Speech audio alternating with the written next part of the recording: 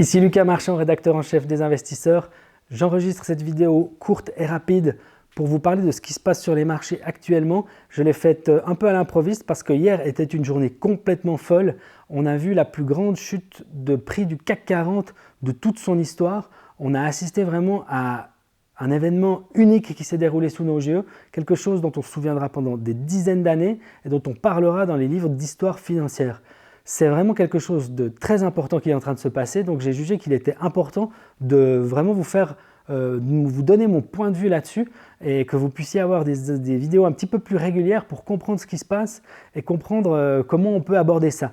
Donc hier, journée historique, malgré les interventions des banques centrales, on a vu le CAC 40 et toutes les bourses du monde littéralement s'effondrer. C'est ce qu'on appelle sur les marchés une capitulation.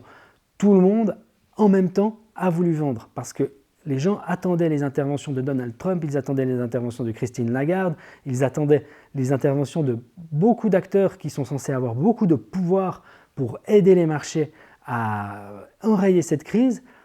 Et en fait, ils ont été déçus, en tout cas sur le moment. Ce qui fait que les marchés qui étaient déjà très très baissiers se sont littéralement effondrés. C'est ce qu'on appelle la capitulation. Aujourd'hui, vendredi, on a des marchés qui sont en train de rebondir très fort parce que techniquement, il y a vraiment eu un besoin de souffler et il y a des investisseurs qui viennent se replacer. Il y a un deuxième phénomène qui est en train de jouer pour ce rebond, c'est celui de l'arrivée réellement de la grosse bertha financière. On a les Américains qui sont en train de signaler petit à petit qu'ils sont presque prêts à aligner de la liquidité, donc à distribuer des dollars sans limite pour éviter les faillites. L'enjeu, le but, c'est que la période d'économie morte qu'on va vivre dans les prochains jours, dans les 2-3 prochaines semaines, où le coronavirus va nous forcer à nous arrêter peut-être de travailler, et beaucoup d'entreprises vont souffrir, l'idée c'est que les gouvernements vont intervenir pour aller mettre de l'argent là où il y en a besoin pour pas que les entreprises fassent faillite et pour qu'elles puissent reprendre le cours normal de leur activité dans quelques semaines après la crise du coronavirus. Donc les Américains sont en train de le signaler sans avoir encore tout à fait décrit leur plan. Les Allemands, aujourd'hui même, ont indiqué qu'ils allaient mettre sur le marché 500 milliards d'euros pour sauver les entreprises qui en auront besoin. C'est quelque chose qui n'a jamais été vu, c'est littéralement historique et c'est un signal assez fort pour les marchés. Ça ne veut pas dire qu'on est en train d'être sauvé, ça veut simplement dire que les États du monde, les gouvernements aujourd'hui sont prêts à mettre tous les moyens pour sauver cette économie qui est menacée par un virus. C'est quelque chose donc qu'on va suivre de très près. On peut se dire que ce qu'est en train de faire l'Allemagne va être suivi par les autres pays et surtout qu'on va se retrouver dans un scénario qui ressemble un petit peu à ce qui s'est passé en 2008 où finalement il a fallu que les États viennent au secours des banques. À l'époque, donc, c'était les banques. Aujourd'hui, c'est plutôt l'économie en général. On va voir donc des gens de pouvoir distribuer littéralement de l'argent.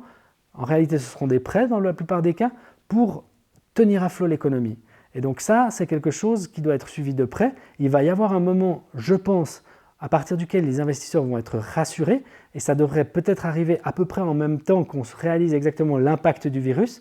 On verra que finalement, ce virus et la quarantaine qui va probablement avec ne dure que quelques semaines et qu'après l'économie reprend ses droits. Les entreprises se remettent à ouvrir.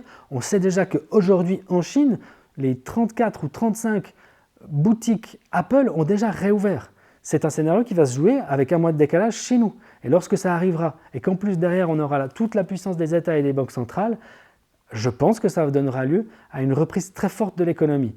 Rien n'est sûr, on peut encore chuter du double de ce qu'on a fait. C'est tout à fait possible et il faut garder ça dans les cartes. Cependant, on arrive sur des niveaux quand même qui sont très bas. Et donc, commencer maintenant à investir en se disant qu'on peut encore baisser du double, c'est-à-dire très doucement, on va investir un petit peu, encore un petit peu, encore un petit peu, régulièrement, ça peut être une stratégie assez efficace. Et on peut en profiter aussi pour vraiment aller acheter ces entreprises qui étaient beaucoup trop chères, il y a quelques semaines encore, qu'on n'aurait pas osé acheter parce qu'elles n'ont fait que monter, mais dont on sait que ce sont des valeurs sûres. Donc, Se mettre un petit peu de Apple, c'est peut-être pas le pire moment. En tout cas, c'est probablement mieux qu'il y a 2 ou 3 semaines. Se mettre un petit peu de Nestlé, un petit peu de Coca-Cola, un petit peu de Walt Disney, un petit peu de McDonald's, un petit peu de Total. Là, c'est plus risqué, je vous préviens déjà. Toutefois, on sait que ce sont des entreprises qui sont actives internationalement, qui ne sont pas aujourd'hui directement menacées et qui ont un potentiel qui est important dans une économie qui va bien. On en est là. On continue à suivre l'actualité. Moi, je ne manquerai pas dès lundi de revenir vers vous avec un prochain numéro de Mental d'investisseur. Ce week-end, on se repose, on se remet un peu de nos émotions et surtout, on se retrouve lundi pour le nouvel épisode. J'espère que cette vidéo vous a plu. Si vous l'avez appréciée, laissez-moi un pouce en haut. N'hésitez pas à vous abonner à la chaîne. En fait, j'en ai besoin. Cliquez sur le bouton s'abonner. Et si vous voulez en savoir plus sur les marchés financiers, si vous voulez recevoir mes meilleurs conseils pour investir en bourse, inscrivez-vous à ma newsletter. C'est très simple, il suffit de cliquer ci-dessous. Et j'espère qu'on se reparle très bientôt pour une nouvelle vidéo.